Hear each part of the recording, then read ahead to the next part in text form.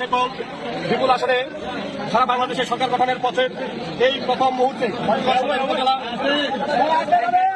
সভাপতি জাগলাইট ইউনিয়নের সাবেক আপনার যুক্ত থাকেন বিপুল চেয়ারম্যান জননেতা জনাব আবু দাউদ প্রধান, তিনি প্রথমেই যে কাজটি করেছেন বাংলাদেশ আওয়ামী লীগের প্রতি তথা আওয়ামী লীগের তৃণমূল পর্যায়ের নেতাকর্মীদের প্রাণের যে সংগঠন আমাদের জাগলাইট ইউনিয়ন আওয়ামী লীগকে তিনি আজকে তালামুক্ত অবমুক্ত করেছেন।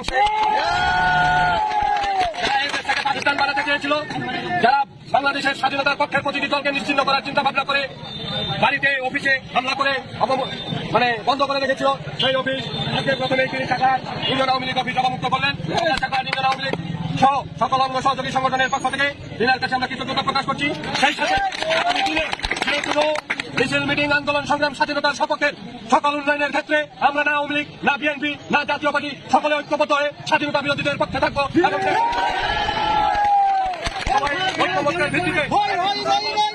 উন্নয়নমূলক ইউনিয়নের উন্নয়নের আহ্বান জানিয়ে আমি আমার কথা শেষ করছি। ধন্যবাদ সবাইকে।